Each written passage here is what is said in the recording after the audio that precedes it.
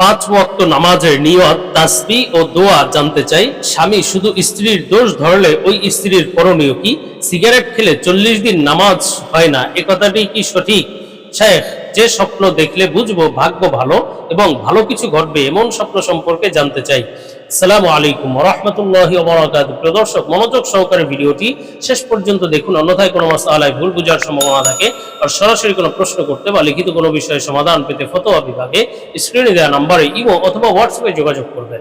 তো আমরা মূল আলোচনায় চলে যাই। প্রশ্ন ছিল, সিগারেট খেলে 40 দিন নামাজ হয় না, এই কথাটি কি সঠিক? দেখুন, সিগারেট খাওয়া তো অবশ্যই গুনাহের কাজ। ধূমপান করা এটি হারাম কাজ বা বড়ই গুনাহের কাজ। এই কাজ থেকে বিরত থাকতে হবে। আর সিগারেট খেলে বিভিন্ন গুনাহের সমষ্টি, অপচয় আছে, মানুষকে কষ্ট দেওয়া আছে। সিগারেট খেলে, সিগারেট যারা খায় তাদের পাশে দাঁড়াতেও কষ্ট হয়। যারা সিগারেট খায় না, এই সমস্ত মসজিদে গেলে আর দুর্গন্ধ নিয়ে মসজিদে যেতে নবীজি সরাসরি নিষেধ করেছে। পেঁয়াজ রসুন খেয়ে মসজিদে যেতে নিষেধ করেছেন। সিগারেট খেলে সেই দুর্গন্ধটা তো আরো নিকৃষ্ট, এটা নিয়ে মসজিদে গেলে তো অবস্থা আরো খারাপ। সুতরাং সিগারেট খাওয়া থেকে বিরত থাকতে হবে। কিন্তু সিগারেট খেলে যে 40 দিন নামাজ কবুল হবে না বা নামাজ হবে না সহি, বিষয়টি এমন নয়। সিগারেট খাওয়ার সাথে নামাজ কবুল হওয়া বা নামাজ সহি হওয়া না হওয়ার সাথে সম্পর্ক নেই। এখন আপনি একটা গুনাহের মুখে দুর্গন্ধ নিয়ে নামাজে দাঁড়িয়েছেন, সেই নামাজের সওয়াব আল্লাহ আপনাকে দিবেন কিনা, কবুল করবেন কিনা, সেটা ভিন্ন কথা। কিন্তু কেউ বলতে পারবে না কথা যে সিগারেট খেয়েছেন এজন্য 40 দিন আপনার নামাজ হয়নি বা কবুল হয়নি, এমন কোনো বিষয় নির্ধারিত নয়। সুতরাং এই এই ধরনের বিষয়ে বিশ্বাস করা জরুরি নয়, বরং আপনি সিগারেট খাওয়া থেকে বিরত থাকবেন, এটা আলাদা বড় গুনাহ। এই জন্য আমরা পরবর্তী প্রশ্নের জবাবে চলে যাই। প্রশ্ন ছিল, যে স্বপ্ন দেখলে বুঝবো ভাগ্য ভালো এবং ভালো কিছু ঘটবে এমন স্বপ্ন সম্পর্কে জানতে চাই। দেখুন, স্বপ্ন আল্লাহ সুবহানাহু ওয়া তাআলার পক্ষ থেকে বান্দাদের জন্য হাদিয়া স্বরূপ, উপহার স্বরূপ। আল্লাহ তাআলা স্বপ্নের মাধ্যমে বান্দাকে বিভিন্ন সময় বিভিন্ন বার্তা দিয়ে থাকেন, সুসংবাদের বার্তা বা সতর্ক বার্তা। আর আল্লাহ তাআলা যে স্বপ্নগুলো দেখান সেগুলো কিন্তু অবশ্যই সত্য ও সহি স্বপ্ন, এবং তার সত্য ও সহি ব্যাখ্যাও রয়েছে।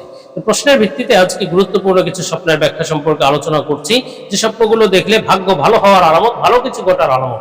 এ সম্পর্কে আলোচনা করব নির্ভরযোগ্য স্বপ্নের ব্যাখ্যার কিতাব আল্লামা ইমাম মুহাম্মদ ইবনে সিরিন রাহমাতুল্লাহ আলাইহির তাবিরুর রুইয়া কিতাব থেকে।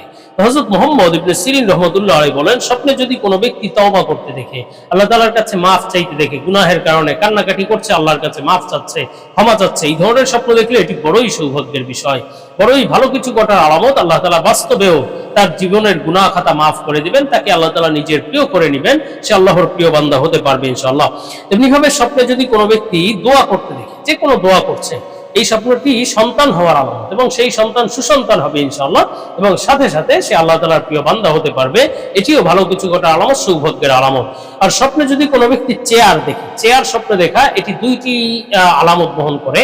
একটি হলো, চেয়ার স্বপ্ন দেখলে সে জ্ঞানী গুণী হতে পারবে, কোরআন হাদিসের জ্ঞান লাভ করতে পারবে। আরেকটি ব্যাখ্যা হলো, সে ইজ্জত সম্মান লাভ করবে, আল্লাহ তাআলা তার মান মর্যাদা বাড়িয়ে দেবেন ইনশাআল্লাহ। আর ইমাম জাফর সাদিক রাহমাতুল্লাহ আলাইহি তাবেঈ ছিলেন, বড় বুজুর্গ ছিলেন, আল্লাহওয়ালা ছিলেন এবং বড় আলেম ছিলেন। তিনি বলেছেন, স্বপ্নে যদি চেয়ার দেখে, এই স্বপ্নের মোট 6টি ব্যাখ্যা আছে। একটি ব্যাখ্যা হলো ইজ্জত সম্মান লাভ হওয়া, আরেকটি ব্যাখ্যা হলো যে আল্লাহ তাআলা তাকে নেতৃত্ব দান করবেন, সে নেতা হতে পারবে এবং ইনসাফ কায়েম করবে জনগণের মধ্যে। আরো বেশ কিছু ভালো ব্যাখ্যা রয়েছে। তো আমরা পরবর্তী প্রশ্নের জবাবে চলে যাই। প্রশ্ন ছিল, স্বামী যদি শুধু স্ত্রীর দোষ ধরে তাহলে ওই স্ত্রীর করণীয়? দেখুন, যদি স্বামী স্ত্রীর খুব দোষ ধরে তাহলে স্ত্রীর জন্য প্রথমত ধৈর্য ধারণ করতে হবে। আর বাস্তবেও যদি তার মধ্যে ওই দোষগুলো থেকে থাকে তাহলে অবশ্যই ওই দোষগুলো সংশোধন করতে হবে। আর যদি কোনো ধরনের দোষ ছাড়াই তাকে দোষ ধরার চেষ্টা করে, সবসময় শুধু পায়ে পায়ে দোষ ধরে, সে দোষ করেনি তাও দোষ ধরে, এমন যদি হয় তাহলে স্ত্রীর ধৈর্য ধারণ করতে হবে, এবং স্বামীর কথার সাথে খুব বেশি ঝগড়াঝাটি করা অথবা অমত করা, মনোমালিন্য তৈরি করা, এটা করা উচিত হবে। বরং ধৈর্য ধারণ করে স্বামীকে বুঝিয়ে বলা যেতে পারে যে না, আমি এত আসলে এটা করিনি। আর যদি দোষগুলো থেকেই থাকে তাহলে এই দোষগুলো সংশোধন করতে হবে। আর স্বামীদের জন্য উচিত স্ত্রীদেরকে ছাড় দেওয়া, কখনো কখনো যদি ছোটখাটো দোষ করেও ফেলে তাহলে ওটা ছাড় দিয়ে দেওয়া। আর যদি বড় বড় দোষ হয় তাহলে এটা উত্তমভাবে সংশোধনের চেষ্টা করা। তো খুব বেশি ঝগড়াঝাটি করে, মনোমালিন্য করে আসলে সংসার জীবন শান্তি হয় না। এজন্য প্রত্যেকেই প্রত্যেককে ছাড় দিতে হবে, এবং স্ত্রীর অবশ্যই স্বামীর আনুগত্য করতে হবে, এবং সে যদি সংশোধনের চেষ্টা করে সংশোধন হতে হবে। আমরা পরবর্তী প্রশ্নের জবাবে চলে যাই। প্রশ্ন ছিল, 5 ওয়াক্ত নামাজের নিয়ত, তাসবিহ ও দোয়া জানতে চাই। দেখুন, 5 ওয়াক্ত নামাজের নিয়ত, প্রথমত নিয়তের কথা যদি আপনি জানতে চান, তো 5 ওয়াক্ত নামাজের নিয়ত ফরজ যেই নামাজগুলো আছে, সাধারণত আমরা 5 ওয়াক্ত নামাজ 2 ধরনের নামাজ, 3 ধরনের নামাজ পড়ি। একটি হলো ফরজ, ওয়াজিব, সুন্নাত। তো ফরজ নামাজ যেগুলো আছে, তো এগুলোর নিয়ত নির্ধারিত করতে হবে যে আমি ফরজ নামাজ পড়ছি। যেমন ফজরের সময় আমি আমি ফজরের ফরজ 2 রাকাত ফরজ নামাজ আদায় করছি, বাস নিয়ত করার জন্য আরবি নিয়ত জরুরি না, বানানো নিয়ত জরুরি না, মনে মনের নিয়তই যথেষ্ট।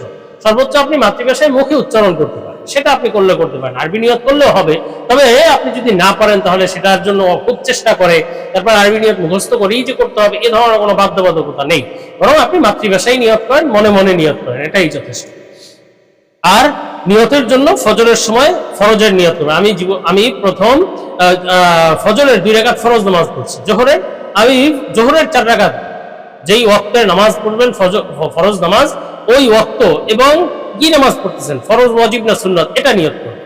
তো প্রত্যেক ওয়াক্তের বেলায় এমন, আসরের সময় আমি আসরের 4 রাকাত ফরজ পড়ছি, মাগরিবের সময় আমি মাগরিবের 3 রাকাত ফরজ নামাজ আদায় করছি, এশার সময় 4 রাকাত ফরজ নামাজ আদায় করছি, বাস এটাই যথেষ্ট। আর যখন বেতের পড়বেন, আমি বেতের 3 রাকাত ওয়াজিব নামাজ আদায় করছি। 3 রাকাত, এই রাকাত সংখ্যাও নির্ধারণ জরুরি না, মনে মনে নিয়ত থাকাই যথেষ্ট। তো এভাবে নিয়ত করবেন। আর সুন্নতের বেলায় আমি শুধু সুন্নত পড়ছি, এটার জন্য ওয়াক্ত নির্ধারণও জরুরি না। আমি ফজরের 2 রাকাত সুন্নত পড়ছি, এটাও জরুরি না, আমি 2 রাকাত সুন্নত নামাজ পড়ছি, এই নিয়ত করাটাই যথেষ্ট। তো নিয়তের বেলায় তো এটা আমরা করব, এটার জন্য আপনার আরবি নিয়ত জরুরি না, বাংলা নিয়ত করলেই হবে। আর এরপরে হলো তাসবিহ। কি তাসবিহ? 3 তাসবিহর আমল করবেন। হাদিসের মধ্যে 3 তাসবিহর আমল শেখানো হয়েছে।